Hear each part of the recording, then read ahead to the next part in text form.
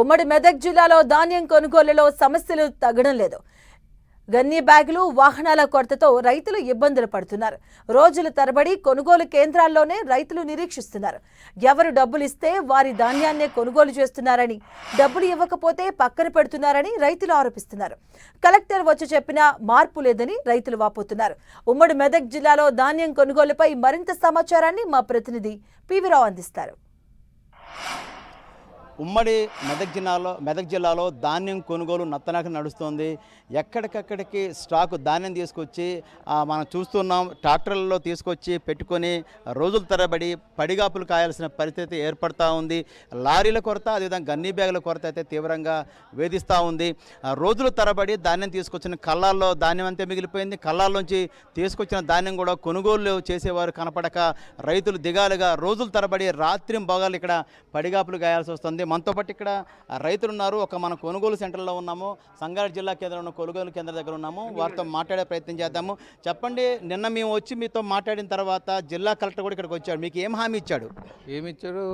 లారీలు వస్తాయని అన్నారు. రానేలేదు సార్. నేను ఒకటే లారీ వచ్చింది, ఇంకా అంతే. ఇంకా మళ్ళీ ఇక పొద్దున్న సంది ఇది వచ్చింది, ఇప్పుడు నింపుతున్నారు.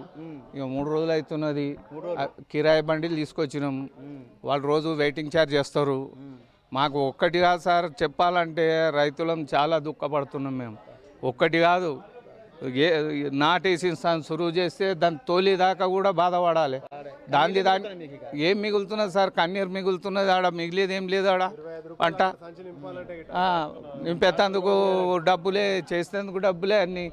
మరి వ్యవసాయం రైతు రాజ్యం అంటారు. రైతు రాజ్యం విడిచిపెట్టి ఇప్పుడు మాకు ఆ రాజ్యం లేనే లేదు. దండు రాజ్యమే ఉన్నది కానీ ఏం లేదు. కన్నీళ్ళే మిగులుతున్నాయి. మీరు చెప్పండి, ఎన్ని రోజులు అయితే మీరు వచ్చి మీ దాని పరిస్థితి ఏంటి? ఇప్పుడు 3 రోజులు అయిపోయింది సార్. ఇక్కడ వచ్చి 3 రోజులు సార్. లారీలు సరిగ్గా వస్తలేదు. ఎవరు వచ్చినా కానీ, కలెక్టర్ వచ్చినా కానీ ఇప్పుడు వస్తాము లారీలు వస్తానంటారు. లారీలు లేదు, పోకడ లేదు, రాకడ లేదు. వచ్చినాము ఈడనే నిలబడ్డాము. 3 రోజులు సార్ మాకు తిండి లేదు, ఏం లేదు. ఇక్కడనే ఇక ఉన్నాము. ఇక కాబట్టి ఇక మేము కూడా ఇక చాలా పరిశాన్యం అయిపోతుంది మాకు. ఎండలో ఇక తిండి లేదు, ఏం లేదు. ఇక ఛాయ కూడా ఇక్కడ హోటల్ కూడా దగ్గర లేవు. అట్లా ఇక నిన్న కలెక్టర్ వచ్చిపోయిన తర్వాత మీకు ఏం చెప్పింది? కలెక్టర్ వచ్చాడు, మొత్తం ఏమైనా చూశాడు కదా, ఏం చెప్పాడు? నైట్లో ఒడ్లు నింపేసారు సార్. లోడ్ వెళ్ళిపోయింది. ఇక పొద్దున వచ్చినాము, ఇంతవరకు కూడా ఛాయ్ లేదు, టిఫిన్ లేదు, ఏది లేకుండా ఉన్నాము. కాకపోతే ఇప్పుడు మన ఫోన్ అధికారులు మీకు ఏం చెప్తున్నారు? మరి కొనుగోలు చేస్తామంటారు, లారీ రావట్లేదు. మరి లారీ రావాలంటే ఇప్పుడు వచ్చి ఒక లారీ వచ్చింది, మధ్యాహ్నం అయింది. మధ్యాహ్నం తర్వాత వస్తుందా రాదు, తర్వాత విషయం ఇది. ఈ సాయంత్రం దాకా మళ్ళీ ఇక్కడ ఉండి పోవాలి. చాలా ఇబ్బంది అవుతుంది సార్ మాకు. మీరు ఎక్కడ తీసుకొచ్చారు? మేము కంది సార్, చూనాపురం సార్. చూనాపురం తాండా నుంచి మేము 3 రోజులు సార్ తెచ్చి. ఇప్పుడు నా కలెక్టర్ గారు కూడా అడిగి ఉన్నాను. అడిగితే మాకు 3 రోజులు సార్, దానే 3 రోజులు అంటే లారీలకు అప్పుడే పిచ్చి చెప్పిండు.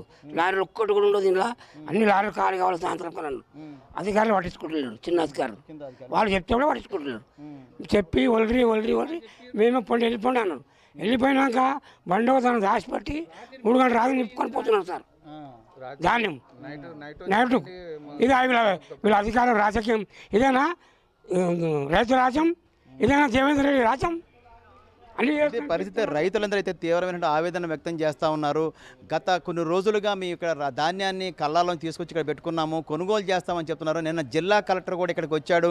వచ్చి ఒక్క ధాన్యం బస్తా కూడా ఇక్కడ కనపడటానికి లేదు. మొత్తం క్లియర్ చేయాలి, మొత్తం కొనుగోలు చేసి రైతుల ఖాతాల్లో నగదు జమ చేయాలని చెప్పిన తర్వాత కూడా మా పరిస్థితులు ఏమాత్రం మార్పు లేదు.